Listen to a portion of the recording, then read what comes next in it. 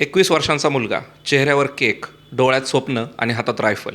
तो युद्धाला निघतोय, जिंकण्यासाठी नाही तर काहीतरी सिद्ध करण्यासाठी. 21 हा फक्त एक वॉर फिल्म नाही, तो एका पिढीचा प्रश्न आहे. युद्ध म्हणजे नेमकं काय? शौर्य, कर्तव्य की एका आयुष्याची अकाली किंमत? हा सिनेमा आपल्याला 1971च्या भारत-पाक युद्धात घेऊन जातो. अगदी सुरुवातीलाच आपली ओळख होते अरुण खेत्रपाल म्हणजेच अगस्त्यनंदासोबत. एक उत्साही, आत्मविश्वासाने भरलेला, थोडासा हट्टी तरुण अधिकारी. त्याचं स्वप्न स्पष्ट आहे, देशासाठी काहीतरी मोठं करणं. दुसरीकडे आहे त्याचे वडील मदन खेत्रपाल म्हणजेच धर्मेंद्र. युद्धानंतर अनेक वर्षांनी पाकिस्तानला गेलेला एक माणूस, जो फक्त सीमा नाही तर आठवणी, अपराध भावना आणि न बोललेले प्रश्न ओलांडतोय. सिनेमाची रचना 2 टाईमलाईन्समध्ये फिरते. एकीकडे रणांगणावरचा तरुण अरुण आणि दुसरीकडे युद्धानंतरचा आतून तुटलेला एक वडील. श्रीराम राघवन येथे पूर्णपणे वेगळ्या मोडमध्ये आहे. अंधाधुंद किंवा बदलापूरसारखा थरार नाही. इथे आहे संयम, शांतता आणि हळूहळू उलगडणारी वेदना. युद्धाचे सीन भव्य नाहीत, ते जाणीवपूर्वक साधे ठेवले आहेत. टँक धावतात पण त्यांचं वजन जाणवतं. गोळ्या झाडल्या जातात पण त्यांचा आवाज थांबल्यावरची शांतता जास्त बोचते. हा सिनेमा ओरडत नाही, तो कुजबुजतो आणि कधीकधी ती कुजबूज जास्त अस्वस्थ करते. या सिनेमाचा खरा विजय म्हणजे त्याचं लेखन. युद्धाला इथे ग्लॅमर नाही, देशभक्ती हा शब्द पोस्टरवर नाही, पण प्रत्येक फ्रेममध्ये त्याचा प्रश्न आहे.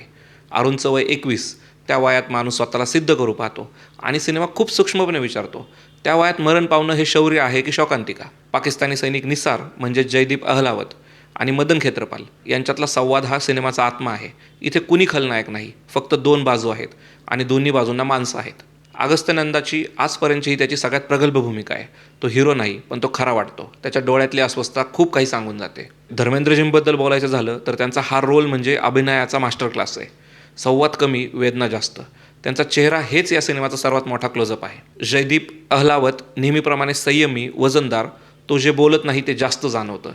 बाकी सगळी सपोर्टिंग कास्ट जसं की सिकंदर खेर, विवान शाह सगळेच खूप वास्तववादी परफॉर्मन्स देतात. Where it falters. चित्रपट थोडा जास्त लांबतो. काही फ्लॅशबॅक रिपिटेटिव्ह वाटतात. रोमॅन्टिक ट्रॅक अधिक प्रभावी असू शकला असता असं वाटतं. काही क्षणी पीस मेसेज जरा जास्त स्पष्टपणे सांगितला जातो. सटल असता तर जास्त भिडला असता असं कायम वाटत राहतं. Final thought. 21 युद्धाबद्दल नाही, तो युद्धानंतर उरलेल्या पोकळीबद्दल आहे. हा सिनेमा तुम्हाला उकसवत नाही, भडकवत नाही, देशभक्तीच्या घोषणा देत नाही. तो फक्त एक प्रश्न विचारतो, इतक्या सगळ्यानंतर आपल्याला नक्की काय मिळालं? आजच्या काळात जिथे युद्धही कंटेंट बनले, तिथे 21 शांतपणे येतो आणि मनात घर करून जातो. या सिनेमाबद्दल पिक्चरबाजचा वर्डिक्ट आहे की हा सिनेमा पाहताना छाती फुगत नाही, डोळे ओलावतात आणि कदाचित तेच त्याचं खरं यश आहे.